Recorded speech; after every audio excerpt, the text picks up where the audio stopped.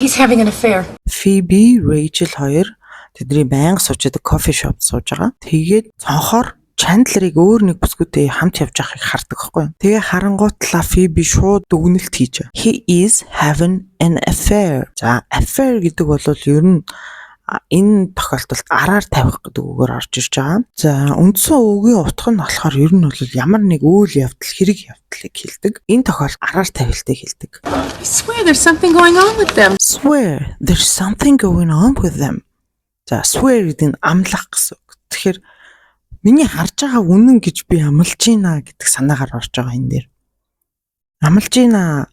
There is тэнд something ямар нэг юм те going on with them болоод байна тэдэнтэй гэж.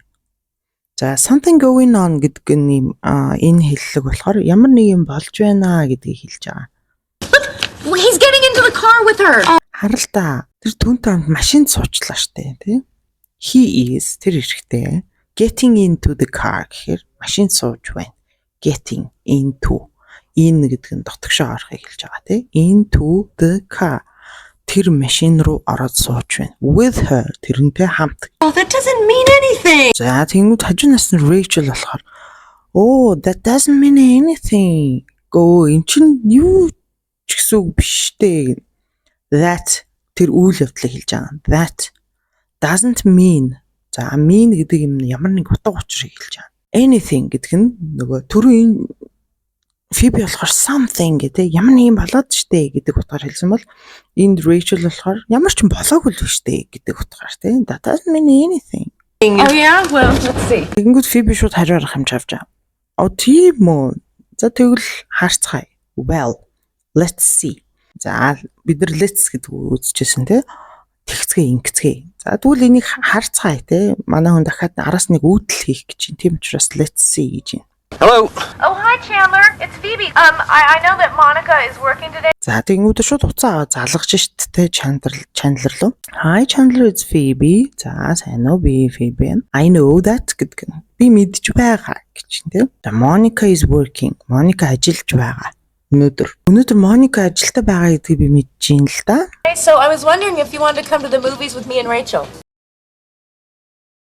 I was wondering гэдэг энэ гурван үг нийлэхээр би хин нэгнээс юм асуухаас өмнө чамаа завтай эсхийг асуух та. I was wondering are you free гэж асуух нь шүү дээ. Энэ дээр тийм утгаар орж ирж байгаа. I was wondering if you wanted to come хэрвээ чи хүсвэл if come to the movies. За come гэдэг нь өөрөө ирэх гэдэг утгатай үг. Come to the movies with somebody хин нэгэнтэй хамт явахаар бол энэ нь хамт явах тухай ярьж байгаа. Ирэх тухай биш, явах тухай ярьж байгаа шүү зэ. Rachel бит хоёртай кино үзэх хүсэлтэй байгаа хэсгийг чинь мэдгэсэн. Oh, I have to work too. Yeah, I'm stuck here at the office all day. За тэгэнгүүт Chandler хариуд нь жоо хутлаа арчлаа тий. Би бас ажиллах ёстой. I have to гэдэг нь би ёстой гэсэн. Have гэдэг чинь үг нь бол надад юм байгаа гэсэн утга шүү дээ. Байх гэдэг утга шүү дээ. Гэхдээ have to гэдэг энэ хоёр үг хамт ороод ирэхээр тэгэх ёстой, ингэх ёстой гэдэг утгыг илэрхийлждэг. Тэгэхээр I have to work. Би ажиллах ёстой. To гэхээр Monica ч ажилтаа, би ч ажилтаа гэдэг утгаар хэлж байгаа гэсэн. Би ч гэсэн ажилтаа.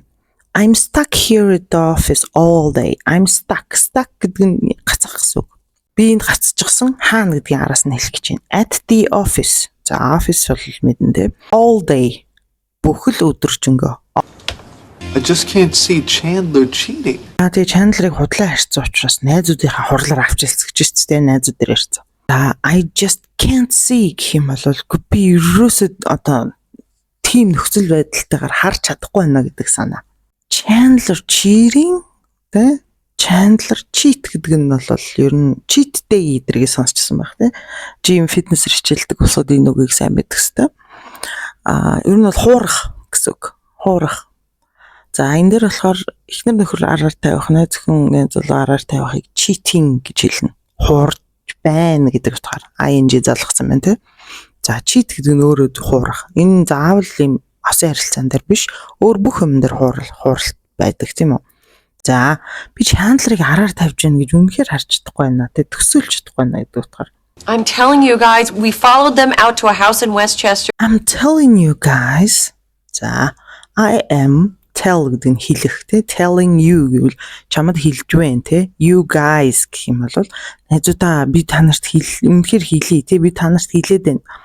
We followed them out. Follow гэдэг нь дагах гэсэн үг. Бид нар Instagram, Facebook-оор бие бинийгээ follow хийдэг те дагах те. Энэ яг жинхэнэ амьдрал дээрээ дагаж явахыг бас follow гэдэг шүү. We followed them тэднийг. We followed him гэвэл ганцаар ингэ нийлэн те. Them гэхээр тэднийг хамтд нь.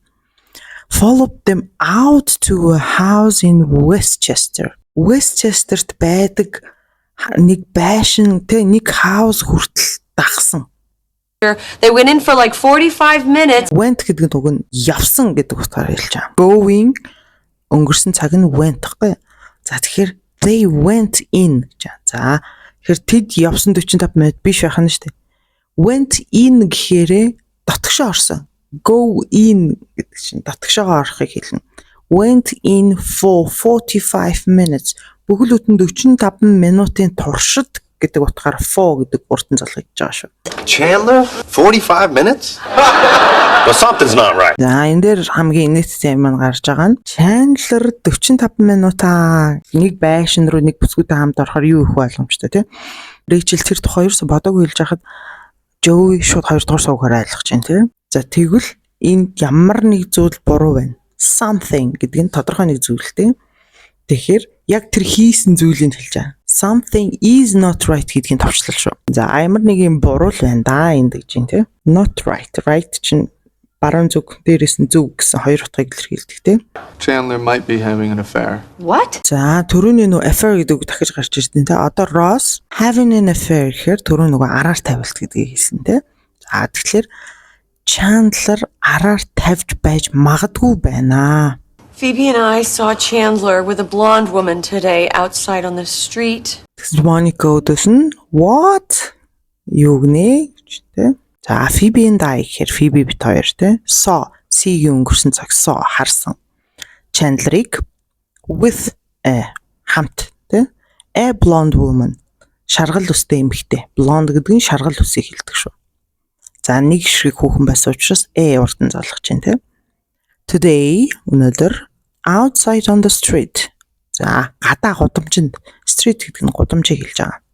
За тэгэхээр бид нар дотор байсан тэд нар гадаа байсан гэдэг санаагаар outside on the street гэж хэлж байгаа шүү. Hey, you son of a bitch. За энэ яг ингээ хэлж байгаа хоорон дуурн Chandler маань одоо хэрэг зараад ирж байгаа байхгүй. Hi гэдгийг Америкчууд hey ер нь гадныхан hey hi ялгаагүй хэлдэг сайн уу гэсэн. Тэгсэн чинь өөдөөс нь Joey ууртагаар son of a bitch гэж за энэ харал үг хэлж байна те. Is it me or have the greetings gone downhill around here? Is it me гэхээр ер нь ямар нэг асуудал тохиолдоход is it me гэж асуух юм бол надад асуудал байна уу эсвэл гэдэг утгаар or гэдэг чи эсвэл те. Have the greetings gone downhill around here? За gone downhill гэдэг үг нь болохоор уруудах, муудах гэсэн үгийг утгыг илэрхийлж байгаа. Энэ үг нь болохоор 1800 оны дунд үеэс юм хиллэг гарч ирсэн гэсэн үг. Ер нь ямар нэг юм business gone downhill гэх юм бол бизнес уруудж гин гэсэн утгаар.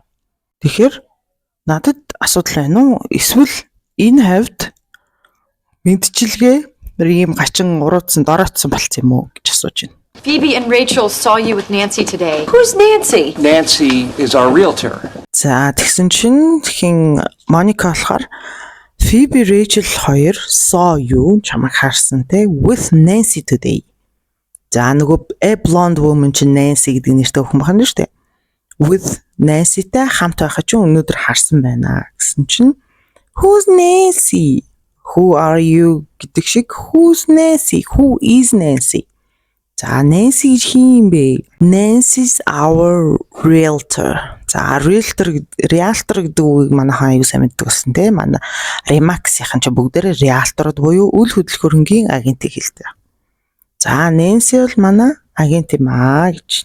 I knew he couldn't be with a woman for 45 minutes.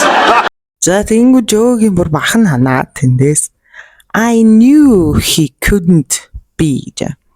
За no гэдгийн өнгөрсөн цаг knew тэ Би мэдээд байсан юм аа. He couldn't тэр чадахгүй. Could гэдэг нь чадна, couldn't гэдэг нь чадахгүй гэсэн үг. Эмэгтэй хүнтэй хамт 45 минутын турш те эмэгтэй хүнтэй 45 минутын турш байж чадахгүй гэдгийг мэдээд байсан юм аа гэдэг ингэж юм те. So you're gonna move? Oh my god. Joey л тэр утгаар нь хүлээж авч байгаа болохоос ш бус нь шууд ойлгож байна те. Реалтортай уулзнаа гэдэг чинь шинэ байр авах гэж байшаа хайж явж байгаа гэсэн үг. Тэгэд Phoebe so you're gonna move. За move гэдэг нь өөрөө ер нь бол хөдлөх гэсэн үг. Ямар нэг юмыг хөдлөх эсвэл хүн өөрөө хөдлөх гэдэг утгатай. Байр савн дээр ярьж байгаа бол шууд энэ нүүх гэдэг утгаар ороод ирдэг. Gonna гэдэг нь товчлол going to гэдгийн товчлол gonna. Shouldn't we all vote on stuff like this? За энэ дээр тэгсэн Joey move гэдэг үгийг сонсчод ууралж байна те. Joey эднийг одоо энэ байшингаас гараад нүүхэд бол дургу байгаа. Ийм одоо асуудал дээр бид нэр санал хураахгүй мүү гэд ууралж байна гэсэн. За ингээд энэ conversation буюу харилцан яриа киноны хэсэг дуусж байгаа.